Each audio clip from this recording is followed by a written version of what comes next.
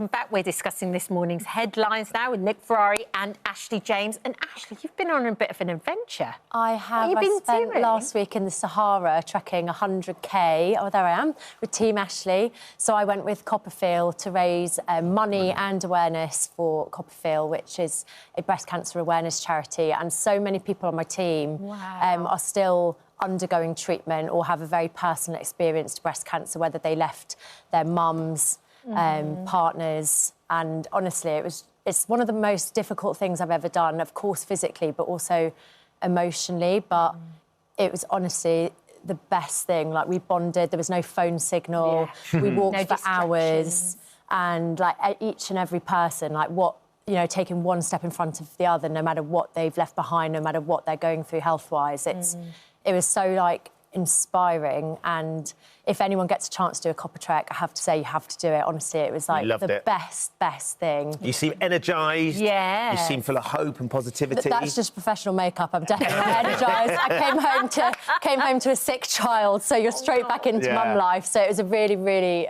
amazing thing to do, Well, look, well done, and well done to you and the team. It's a fabulous charity as well. We're going to bring you down to earth now, literally, with the headlines that you're waking up to this morning. We are, of course, in the middle of a cold snap, Nick. We are. Everybody's getting very aware of the vulnerable and around us. I'm wearing my long johns. You'll keep to get on that motorbike. Yeah, absolutely. Has anybody asked you to dig out the salt and start gritting your own road, though? No. Well, this is starting in London, but I fear that the viewers need to be aware if it starts in London, it's probably coming to a council near you. London councils, including Bromley, Wandsworth, which I know you're a resident, Haringey, are appealing for snow angels or winter buddies. This means that, effectively, the smaller roads, what these councils are saying is, look, we've got to keep the main roads open for ambulances, for police cars, buses, whatever.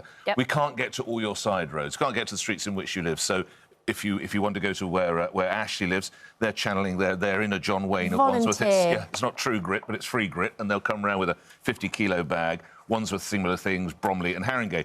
My take on this is, I'm sure there's no reduction in the council tax that these people pay in these small side roads. I'm sure they still pay top dollar. So that is what these councils are paid to do. Of course, you've got to do the main roads first. Of course, because we need to get children to their schools, we get people to their work, we need to get ambulances. But once you've done that, you take a lot of money in council tax in London, and this will spread elsewhere. And I think this is an absolute abrogation of duty. Totally. Dereliction of duty.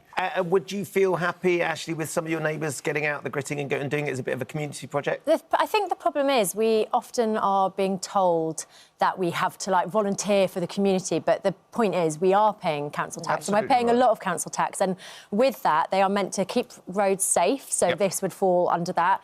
Emergency services, social care, waste management, which I know if you live in Birmingham you've had a lot of problems with. So libraries, so it begs the question, what are we paying our council tax for? Because we have, and not just council tax, we have like higher energy bills, higher food costs, higher rent, higher mortgage, and people just feel like they get, like, where is our money going? And you feel like you're having to pay twice. But I feel like it is worth noting that the central government funding to councils has been massively reduced, and that is austerity. And it feels like the state is quietly pushing responsibilities onto individuals. You see teachers having to buy their own classroom supplies, NHS staff staying to work extra hours for free, neighbours running food banks. There's no shortage of roadworks, is there, in your part? I don't know, in your part of London. They're always digging up roads and putting in a roundabout. Potholes everywhere, nationwide. Let's spend money that people can get safely out of their houses and walk down their streets. This is what your council have said, Ashley. Wandsworth Council.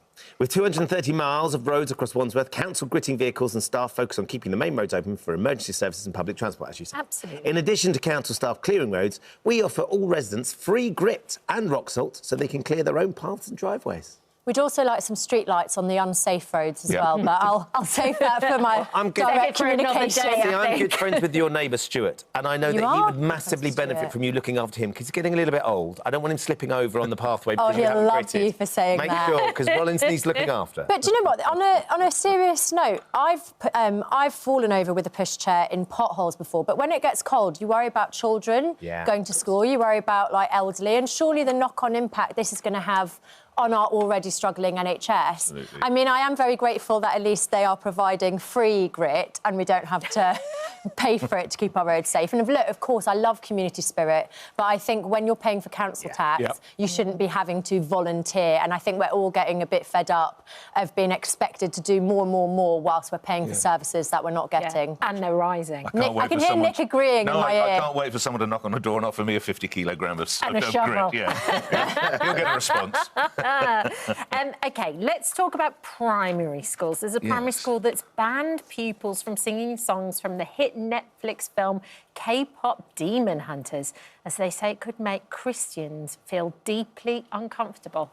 Ashley, are your kids into it, by the way? Both of my children love Demon Hunters. There are scary bits, but weirdly, like, they just love it. And I feel like the songs are actually really fun, really catchy, and I would say quite Christian. I feel like it's a story of good over evil, which isn't that what the Bible kind of is anyway? Like, it's, you know, a girl group who... I'm sure you've not seen it, Nick. It's the first time I've ever seen it. It's that would really look like good. Boy George so there the boy band are demons, so they come down as a boy band to try and get humanity, whereas the girl band are singing to try and save everyone. So as you said, it's Trump good over evil. Yeah, and actually it's all about self-acceptance. So you find out that someone in the girl band is really struggling to accept who she is because she's part demon. Sorry if that's a spoiler. And so I actually think this is... A tale of, like, courage, kindness and good over evil. But more importantly, the songs are really catchy. And I wouldn't say that they're, like, demonic or bad in any way. And I do kind of think, you know, they said that it goes against their Christian ethos, but... I feel like, wouldn't this be a really great learning opportunity? If they feel like there's parts of the songs or the movie that they feel like doesn't fit in within their values, surely then that's where it's a really good opportunity to engage with people and be like, what do you think about this? Is it good? I feel like we've lost Ben and Nick. Lloyd Allington, the acting head, said, from a Christian's perspective, even fictional or playful use of this language can conflict with their faith, which emphasises rejecting evil rather than engaging with it, even in entertainment. But also in the real world, sadly, we do have to navigate evil, and I feel like that is real life. And also, what about other pupils who maybe don't have, like, aren't Christian? Are we teaching people that there's only one way to think and be? I think this is a really, really poor choice from the school and slightly over the top. How can you stop children from singing? Would you have been upset, Nick, if your boys had been stopped from singing this when they were at school? It was a long time ago. It is a long time ago. No, that's absolutely fair. It is a long time ago. That looked just like a jolly good cartoon to me. She was the most popular character at Halloween, apparently.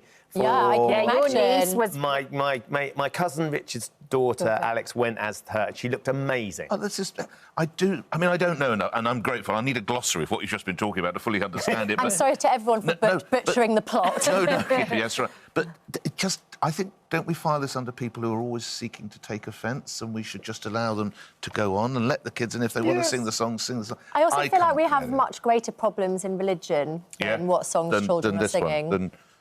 K-pop Demon Hunters. There we go. It's a big hit with you. This is what the school said. Yep.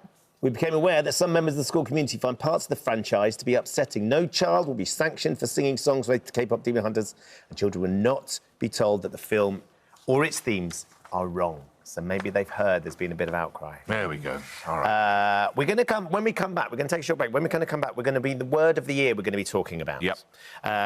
Is it a word that you were aware of, Nick? Never heard of it until I read it this morning in the newspapers. Ashley, was it a word you were aware of? I am aware of it, You were aware of it. Do you know the heritage, the etymology comes back from the 1950s? I had no idea. We looked it up this morning, didn't we? Hang on, did you guys know the word? I didn't know the word. I didn't know the word either. Parasocial is the word we're going to be discussing, which has been named Word of the Year. Apparently now it's the word of the year, even though it was 1950s when it was first used. Hell of a recovery. It's taken a while to catch up. But we've got that in. What is that word? Call it a comeback. What is that word? We're talking about that. Thank you for visiting our This Morning YouTube channel. We upload new content every day, so go ahead and hit that subscribe button so you don't miss out. And we'll see you in the morning.